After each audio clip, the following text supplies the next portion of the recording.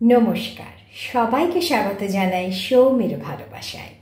আজকে আমি দেখাবো আম পান্না শরবত।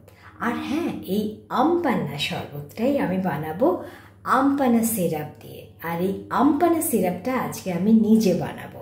আসুন তাহলে শুরু করি আজকের রেসিপি আম পান্না সিরাপ দিয়ে আম পান্না শরবত আর সেদ্ধ করে আমের পাল্প দিয়ে আম পান্না শরবত। এখানে প্রথমে আমি দুটো কাঁচা আম নিয়েছি। এবার আম দুটোকে ভালো করে ধুয়ে নিয়ে এবার 1 ঘন্টা আমি আম দুটোকে জলে ভিজিয়ে রাখবো।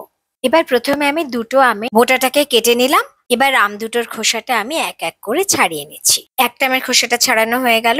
এবার আমি আরেকটা আমের খোসাটাও ছাড়িয়ে নিচ্ছি। দুটো আমের খোসাগুলো ছাড়িয়ে নেওয়ার পরে দেখুন আমগুলোর গায়ে আমি একটু ছুরি দিয়ে হালকা করে চিড়ে নিচ্ছি। এভাবে একে একে আমি দুটো আমের গায়ে একটু চিড়ে নিলাম ছুরি দিয়ে, যাতে তাড়াতাড়ি সেদ্ধ হয়ে যায় আমগুলো। এবার দুটো আমকে গোটাই আমি প্রেসার কুকারে দিয়ে দিলাম, দিয়ে 1 কাপ জল দিলাম। এবার প্রেসার কুকারটা বসিয়ে দিলাম গ্যাসটা হাই ফ্লেমে রেখে। এবার গ্যাসের ফ্লেমটা একদম হাইতে রেখে প্রেসার কুকারে 4টে সিটি পড়ার পর দেখুন গ্যাসটাকে একদম লোতে করে দিয়েছি।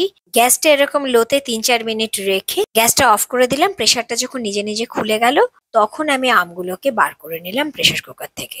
এখন আমগুলো প্রচন্ড গরম, তাই ঢাকা দিয়ে রেখে দিচ্ছি রুম টেম্পারেচারে আসা অব্দি। কয়েক ঘন্টা পর আমগুলো রুম টেম্পারেচারে চলে এলে একটা চামচের সাহায্য নিয়ে আমগুলোর গা থেকে পাল্পটা বার করে নিলাম। দেখুন আটিটা সেভাবে তৈরি হয়নি, তার মানে আমটা খুবই কচি।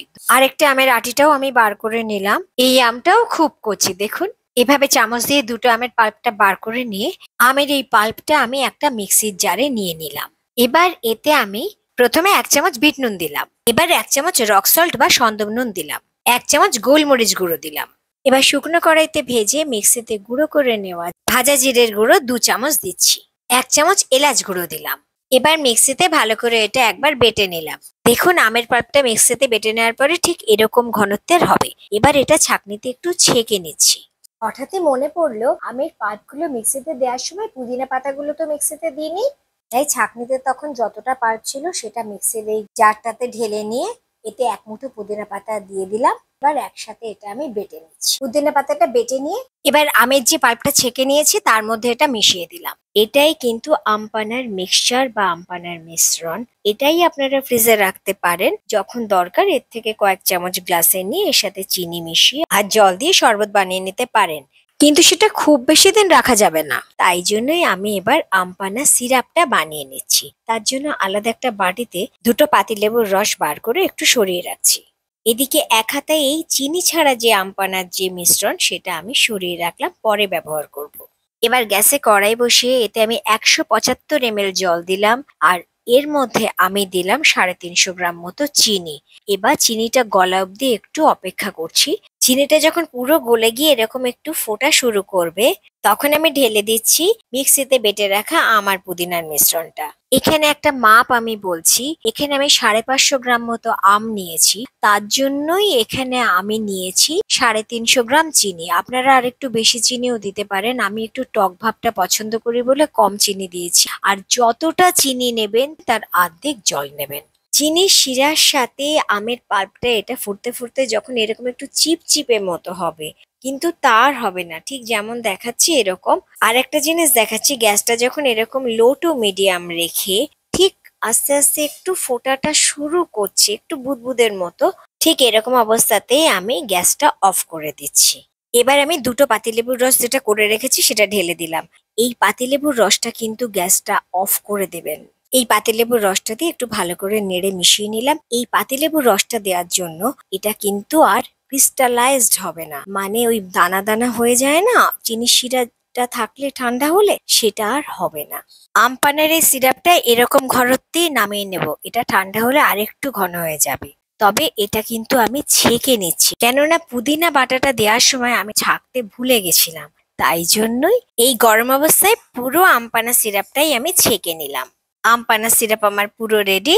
এটা নিজে নিজে ঠান্ডা হয়ে রুম টেম্পারেচারে আসা অব্দি একটু অপেক্ষা করব। এটা হচ্ছে আম পান্না করার জন্য সেদ্ধ আমের যে পাল্পটা আমি মিক্সিতে বেটে নিয়েছি পুদিনা পাতা দিয়ে, সেই পাল্প বা কাঠটা যেটা 2 চামচ সরিয়ে রেখেছিলাম সেটা। এখানে 1 চামচ চিয়া সিড নিচ্ছি, এটাকে আমি জল দিয়ে ভিজিয়ে রাখছি। আমপান্না সিরাপটা পুরো নিজে নিজে ঠান্ডা হয়ে রুম টেম্পারেচারে আস্তে আস্তে চিয়া সিডটা ভিজে ফুলে উঠবে। কয়েক ঘন্টা হয়ে গেছে, এখন দেখুন চিয়া সিড গুলো কিরকম ফুলে উঠেছে ভিজে। আর এদিকে এই যে আমি আমপান্না সিরাপটা বানিয়েছি, এটা কিন্তু এখন নিজে নিজেই ঠান্ডা হয়ে রুম টেম্পারেচারে চলে এসছে। এবার আমি একটা কাঁচের শিশিতে এটা ঢেলে রাখবো। এটাতে যেহেতু লেবুর রস দিয়ে দিয়েছি একদম গরম অবস্থাতে, ওই জন্য এটা দেখুন কোনো দানা দানা বা ক্রিস্টালাইজড হয়নি। এবার এটা আমি এরকম একটা কাঁচের শিশিতে ঢেলে নিচ্ছি। এই কাঁচের শিশিটাতে যাতে খুব পরিচ্ছন্নভাবে ঢালা যায় তার জন্য দেখুন আমি একটা ফানেল দিয়ে নিলাম এই কাঁচের শিশিটার মুখে। এবার আমি হাতা দিয়ে কাঁচের শিশিতে এই আমের সিরাপটা ঢেলে রাখছি। আপনারাও এই পদ্ধতি করতে পারেন, তাহলে আর শিশিতে আমের সিরাপটা ঢালার সময় বাইরে পড়বে না। বাকি আমের সিরাপটা আমি অন্য একটা শিশিতে ঢেলে নিচ্ছি এই একইভাবে। কিছু বরফ নিয়ে নিয়েছি এই সিরাপটা দিয়ে আমপানা শরবত বানাবো বলে। একটা গ্লাসে হাফ হাতা মতো আমপানা সিরাপ নিয়ে এতে 2-3 টুকরো বরফ দিলাম প্রথমে, তারপরে ফ্রিজে ঠান্ডা জল দিলাম, তারপর আরো কটা বরফের টুকরো দিয়ে একটু নেড়ে বুঝলাম আরেকটু দিতে হবে, তাই আরো হাফ হাতা আমপানা সিরাপ দিলাম, দিয়ে আরো একটু ঠান্ডা জল দিলাম। এবার একটু ভালো করে নেড়ে মিশিয়ে নিয়ে সাজিয়ে দিচ্ছি। ধারে একটা লেবুর টুকরো, এরকম একটা স্লাইস করা লেবুর টুকরো আটকে দিলাম, ওপরে একটা পুদিনা পাতা দিয়ে দিলাম, আর তার উপরে অল্প একটু ভাজা জিরের গুঁড়ো ছড়িয়ে দিচ্ছি। এভাবেই তৈরি হয়ে গেল আমার নিজের বানানো আমপান্না সিরাপ দিয়ে আমপান্না শরবত। এবার সেই সেদ্ধ করা আম, যেটা আমি মিক্সিতে 1 মুঠো পুদিনা পাতা মিশিয়ে বেটে রেখেছিলাম আর কিছুটা সরিয়ে রেখেছিলাম, সেই আমের পাল্পটা নিলাম, সাথে এখানে 2 চামচ মতো মিছরির গুঁড়ো নিলাম, আর এখানে 2 চামচ চিয়া সিড দিচ্ছি যেটা আমি ভিজিয়ে রেখেছিলাম। এর মধ্যে 2-3 টুকরো বরফ দিয়ে দিলাম, ফ্রিজের ঠান্ডা জল দিলাম।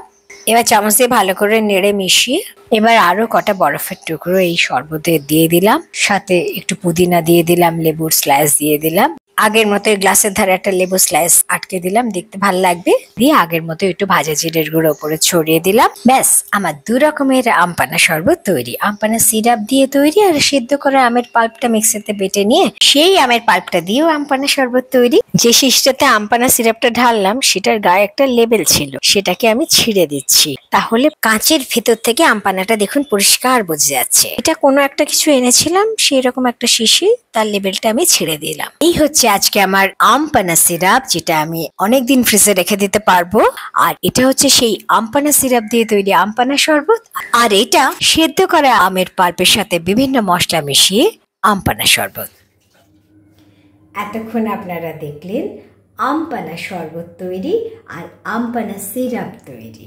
আমপান্না সিরাপটা দিয়ে আমি বানালাম আমপান্না শরবতটা।